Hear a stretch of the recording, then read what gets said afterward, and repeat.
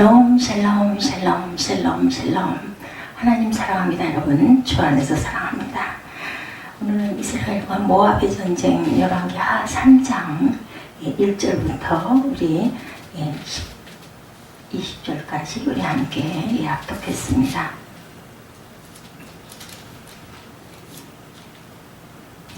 7절까지 있는데 20절까지 합독했죠. 모압 민족과 이스라엘 민족은 역사를 거슬러 올라오고 보면 서로 전혀 다른 민족이 아니죠. 아브라함이 우르에서 떠나 가나안 땅으로 나아갈 때 조카 롯이 함께 동행했습니다. 모압은 롯의 아들이죠. 아브라함의 아들 이삭을 통해 이스라엘 민족이 탄생되었고 롯의 후손인 모압을 통하여서 모압 민족이 시작이 된 것을 보면 한 핏줄 아브라함의 그 자녀들 후손들입니다. 두 민족이 서로 남남이 아니었지만 많은 갈등과 싸움이 계속되어 왔었던 것을 우리가 볼 수 있죠. 성경에서 보면 모압 민족은 아라비아의 사막 지역을 터전으로 해서 많은 양들을 치고 포도원과 같은 과수원을 경작하면서 살았습니다. 이스라엘 백성이 애굽에서 나와 가나안 땅으로 들어갈 때 모압 땅을 통과하게 되었죠. 그럴 때 모세는 모압 왕에게 이스라엘 민족이 모압 땅을 통과하게 해줄 것을 정중하게 요청을 했지만 못 지나가게 합니다. 그래서 멀리 돌아서 나가게 되죠. 모압 왕은 모세의 요청을 거절합니다. 모압 땅으로 통과하지 못하게 막죠. 어쩔 수 없이 이스라엘 백성들은 지나지 못하고 돌아서 가게 됩니다. 그래서 홍해를 건너게 되죠. 이스라엘 사람들이 그들은 도움을 전혀 베풀지를 않았습니다. 신명기 23장 3, 4절에 기록되어 있죠. 암몬 사람과 모압 사람은 야훼의 총회에 들어오지 못하리니 그들에게 속한 자는 10대뿐 아니라 영원히 야훼의 총회에 들어오지 못하리라. 그들은 너희가 애굽에서 나올 때 떡과 물로 너희를 길에서 영접하지 아니하였다. 이렇게 나타나 있습니다. 모압 사람들은 이스라엘을 이렇게 홀대합니다. 다윗이 유다의 2대 왕으로 즉위한 후에 나라가 부강해지고 주변 여러 나라를 평정해 나가면서 모압은 다윗이 통치하는 동안 더 이상 유다를 침공하지를 못하고 괴롭히지 못합니다. 주변의 여러 민족들이 유대와 화친의 조약을 맺게 됐을 때 선지자 엘리사가 활동하는 시대에 이스라엘의 왕은 악명 높았던 아합의 아들 여호람이 사마리아에서 이스라엘을 다스리고 있었죠. 그는 불행스럽게도 아버지 아합처럼 하나님 보시기에 악을 행합니다. 그는 여전히 아합이 세웠던 바알의 주상들을 파괴했지만 여로보암처럼 다른 우상들을 섬기며 악을 행하고 살았습니다. 한 나라의 왕이 하나님께 범죄하고 우상을 섬길 때 그 나라가 당연히 평화로울 수가 없었겠죠. 이스라엘에 닥친 첫 번째 사건은 모압의 배반이었습니다. 그동안 모압은 이스라엘의 위세에 눌려서 양피 20만 장씩의 조공을 바쳐왔는데 아합이 죽고 난 후 아합의 아들 여호람이 이스라엘의 왕에 즉위하자 모압이 먼저 이스라엘에게 등을 돌립니다. 그동안 바쳐오던 조공을 끊어버리죠. 이스라엘 왕 여호람은 당황합니다. 자신을 배반한 모압을 어떻게 할 것인가 고민하지 않을 수가 없었죠. 그는 이스라엘 땅을 두루 살펴봅니다. 20만 장이라는 적지 않은 양피를 더 이상 얻지 못하게 된 것은 모압의 반역이라고 생각할 때 굉장히 마음이 불편했겠죠. 화가 났습니다. 그러나 당시의 국력으로는 모압을 침공할 힘이 없었습니다. 그는 고심 끝에 형제의 나라 유다와 동맹을 맺어서 세력을 확장하려고 합니다. 유다왕 여호사밧에게 사신을 보내어 함께 모압 왕을 치자는 제안을 합니다. 여호람의 요청을 받아서 여호사밧은 쾌히 승리를 하고 모압 왕을 함께 공격하자고 합의하죠. 그렇지만 두 동맹국의 힘으로는 모압을 치기에는 역부족이었어요. 비교적 관계가 나쁘지 않은 에돔 왕과도 동맹을 맺어서 함께 모압을 공격하자고 요청합니다. 이렇게 세 나라가 힘을 합쳐서 모압을 공격하게 이르르죠. 이들 세 나라의 동맹국들은 모압인들이 거주하는 에돔 광야길을 선택해서 진군해 나아가게 됩니다. 그러나 그들은 작전은 큰 위험에 직면하게 되는데 진군한 지 7일 만에 군인들과 가축이 마실 물이 떨어지게 돼서 더 이상 진군을 못하고 후퇴할 수 없는 진퇴양난에 빠지고 맙니다. 그들은 꼼짝없이 모압의 공격을 받아서 모든 군사들이 광야에서 싸워보지도 못하고 죽음에 직면하게 됩니다. 연합군을 이끌고 나갔던 이스라엘 왕은 탄식하죠. 예, 슬프다. 야훼께서 이 세 왕을 불러 모아 모압의 손에 넘기려 하시는도다. 10절에 이렇게 말씀합니다. 이스라엘이 모압과의 전쟁에서 진멸될 위기에 빠지게 됩니다. 그 원인은 이스라엘 왕은 연합군의 힘을 의지하고 전쟁에 임했다. 하나님을 의지하지를 않고 연합군을 의지해서 전쟁을 합니다. 처음 모압을 치기 위해서 사신을 보낸 곳은 유다 나라 여호사밧 왕이었죠. 그는 사신을 통해서 묻습니다. 모압 왕이 나를 배반하였으니 당신은 나와 함께 가서 모압을 치겠소 하고 물어보죠. 7절에 유다의 왕이 활약을 받은 그는 힘이 납니다. 그는 다시 에돔 왕을 이 전쟁에 끌어들입니다. 이스라엘, 유다, 에돔이 세 나라의 동맹군이 모압을 치기 위해서 나아갈 때 아주 용기백배했겠죠. 예, 그러나 이 삼국 동맹군이 만난 큰 대적은 모압 군대가 아니고 바로 물이 없어서 기갈입니다. 그들이 선택하여 나가는 광야길은 사막이었고 더운 날씨에 삼국 동맹군이 진군할 때 반드시 필요한 것이 바로 물이었습니다. 그러나 그들은 마실 물에 대한 대책을 미처 세우지를 못했어요. 일주일간을 간신히 못했지만 더 이상 진군할 수도 후퇴할 수도 없는 지경에 빠집니다. 이스라엘 왕 여호람은 비로소 정신이 나서 동맹군의 힘만 의지하고 전쟁에서 승리할 것이라고 확신만 한 그들은 잘못했구나. 이 갈증으로 인해 우리가 죽겠구나. 이런 아주 그 위험을 느낍니다. 이스라엘과 유다 왕 그리고 에돔 왕들이 광야에서 모압 나라의 포로가 되든지 죽임을 당하게 되는 것은 하나님의 역사를 말미암은 것이다. 이렇게 생각을 그때서야 하게 되죠. 유다 왕 여호사밧이 이스라엘 왕 여호람과 동맹군이 된 것도 아주 즉흥적인 사건이었습니다.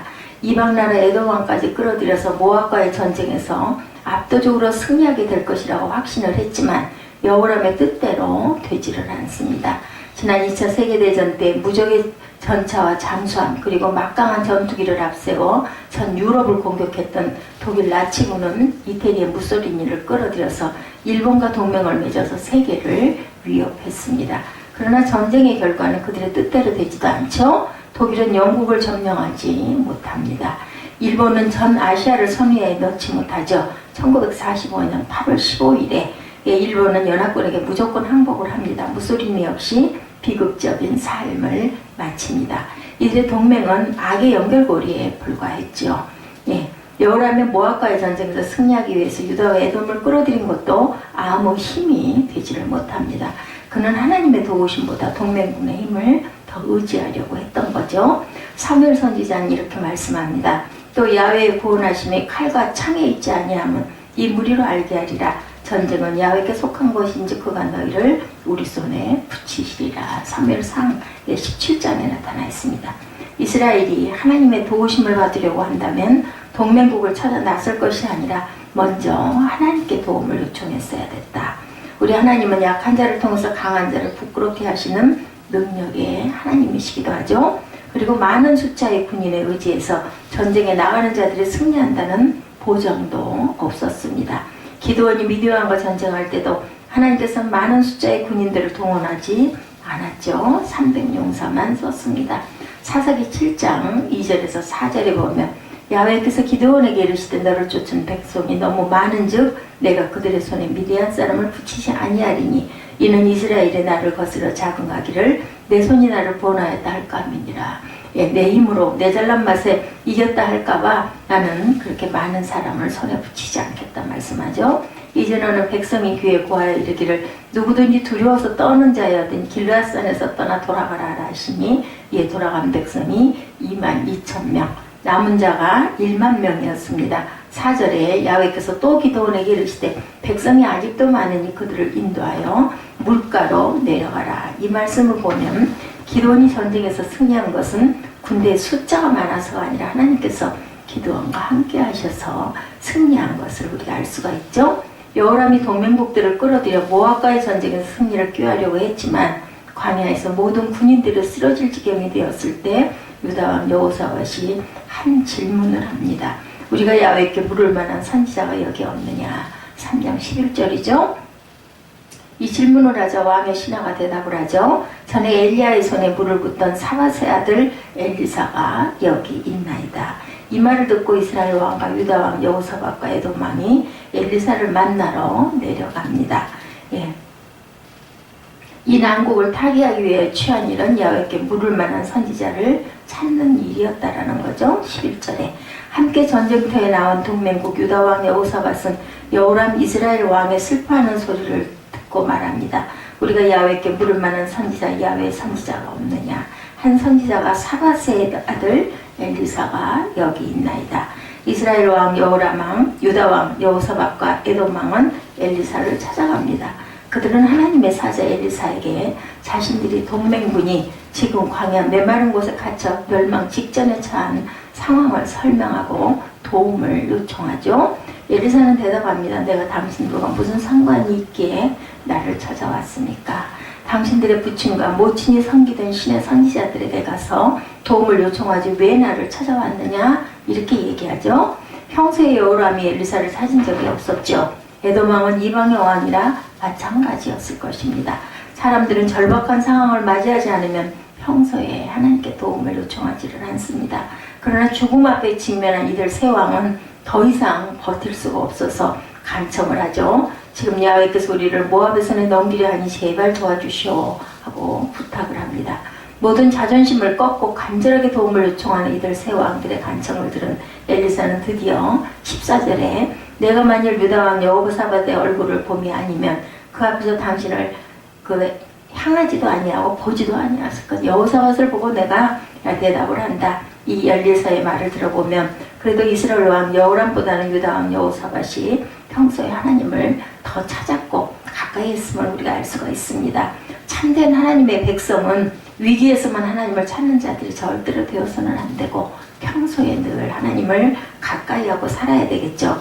아삽은 그의 시편에서 시편 73편 28절에 하나님께 가까이 함이 내게 복이라. 내가 주 야훼를 나의 피난처로 삼아 주의 모든 행사를 전파하리다. 이렇게 말씀합니다. 그리스도인은 항상 하나님과 교제하며 가까이 사는 자들이 그리스도인이어야 되겠죠. 그런 도움이 필요할 때만 하나님을 찾는 자가 아니었습니다. 하나님께서 엘리사의 기도를 들으시죠. 그리고 골짜기 개천을 많이 파라고 명령을 합니다. 그러나 메마른 산 골짜기 개천을 판다고 해서 물이 날 리가 없어요. 하늘에서 바람 한 점 없이 구름이 갑자기 나타나 비를 내릴 것 같지도 않습니다. 그럼에도 불구하고 하나님께서는 엘리사를 통해서 개천을 많이 파라고 하십니다. 이 명령은 상식적인 판단으로는 이해가 되지 않습니다. 오직 무엇으로 파야 될까요? 믿음으로 파야 되겠죠? 골짜기 개천을 많이 파면 이 골짜기에 물이 가득하여 너희와 가축과 짐승이 마시리라. 16절에 이제 이 세 왕들에게 공이 넘어옵니다. 엘리사의 말을 따라 골짜기 개천을 많이 파든지 그냥 돌아가든지 둘 중에 한 가지. 돌아가도 죽죠. 그들이 고심할 때 다시 엘리사가 그들이 판 골짜기에 물이 차게 하는 것은 하나님께는 작은 일에 불과하다. 야훼께서 모압 사람들도 당신의 손에 넘기실 것이다. 그리고 모압의 모든 성읍을 치고 나무를 베고 모든 샘을 메우고 모압의 모든 좋은 밭을 헐 것이다. 이 종맹군의 왕들은 하나님의 위대한 역사를 눈으로 확실히 볼 수 있는 기회가 왔습니다. 이들이 안고 있는 큰 문제는 당장 마실 물을 구하는 일이었죠. 그 다음의 문제는 모압을 제압하는 일입니다. 그러나 지금의 상황은 어느 것 하나도 해결책으로 보이지를 않아요. 절대로 그럴 일은 있을 것 같지가 않습니다. 그런데 하나님의 종 엘리사는 그들에게 두 가지 문제가 크지만 하나님 보시기에는 작은 일 아무것도 아니다. 이렇게 이야기합니다. 지금의 상황으로 모압을 공격하는 일은 고사하고 메마른 골짜기에서 물이 가득히 차는 일은 또한 불가능한 일로 보이죠. 그럼에도 불구하고 하나님께서는 지극히 작은 일에 불과하다. 비록 하늘이 비를 내려줄 기미가 보이지 않지만 하나님은 능치 못함이 없으시다라고 엘리사가 말합니다. 바람이 불어서 구름을 이쪽으로 몰고 올 기후도 아니었고 그럼에도 불구하고 그것은 하나님께는 작은 일이다. 사람들의 생각에 너무 위대하다고 큰 일이라고 도저히 불가능하다고 생각하는 것도 하나님께는 작은 일에 불과한 경우들이 한두 가지가 아니죠. 천지창조가 우리가 생각할 때 있을 수 있는 일 같지가 않습니다. 이스라엘 백성이 홍해바다를 건넌 일도 40년 광야 생활을 하는 동안 하루도 거르지 않고 하늘에서 만나가 내린 일도 그죠? 60만 명의 백성이 굶주리지 않고 먹을 수 있는 만나와 메추라기를 내린 일도 정말 이거는 거짓말 같습니다. 다른 사람들의 생각에는 정말 말이 안 됩니다. 요단강이 갈라지고 여리고성이 무너지는 내린 일도 실제 있을 것 같지 않은 일들이 일어났습니다. 가나안 땅을 다시 차지한 일도 또한 그렇습니다. 예수께서 가나 혼인집에 물을 포도주로 만드신 일도 하나님께는 작은 일이다. 병든 자리에 고침을 받은 일도 기적입니다. 나사로가 죽어서 무덤에 묻혔을 때 예수님이 오셔서 살린 일도 하나의 이야기 같죠? 앞으로 하나님께서 그리스도를 통해서 하늘에서 공중 재림을 한다. 그리고 모든 사람들을 그 하나님의 나라가 이 땅에 임하는 일, 그리고 거기에 큰 무서운 판단, 천년왕국이 있을 것이란 것도 다 들어보면 그냥 하나의 얘기거리로 보입니다. 진퇴양난의 난국에 빠지는 일들이 세상에 메마른 광야 같은 사건들이 말할 수 없이 많죠. 이럴 때 우리가 해야 할 일은 우상 숭배자 여호람처럼 걱정하고 한탄하고 절망에 빠져있는 그러한 자들이 되어서는 안 되겠다. 여호사밧처럼 하나님께 물을 만한 선지자를 찾는 그런 저와 여러분들이 되어야 할 것입니다. 그리고 하나님의 말씀에 귀를 기울여야 되겠죠. 때로 하나님의 말씀은 우리의 생각과 상식과는 반대일 수도 있습니다. 메마른 광야 골짜기에서 개천을 파듯이 아무런 의미가 없어 보이는 일을 하라고 할 때도 있습니다. 당장에 먹을 양식이 없는데 엎드려 기도하라고 할 때도 있습니다. 억울한 일을 당하였는데도 하나님의 말씀은 그를 용서하고 품으라고 하실 때도 있죠. 엄청난 손해를 끼치고 명예를 훼손한 사람을 용서하고 받아주라고 하시기도 합니다. 믿을 수 없는 일을 믿고 기다리라고 하시기도 합니다. 이럴 때 성도의 자세는 하나님의 말씀에 순종하는 일입니다. 메마른 골짜기를 부지런히 파는 것처럼 하나님의 말씀에 순종하고 나아가면 예기치 못한 놀라운 일들이 우리의 삶의 현장에 나타납니다. 메마른 골짜기에 물이 가득히 차는 역사가 일어나죠. 원수 모압이 사라지고 그들을 제압하는 위대한 일이 일어납니다. 골짜기에 많은 기도의 개천을 파시기 바랍니다. 메마른 골짜기 많은 개천을 만들어 축복의 골짜기로 변화시키는 역사가 일어나기를 주님의 이름으로 축복합니다.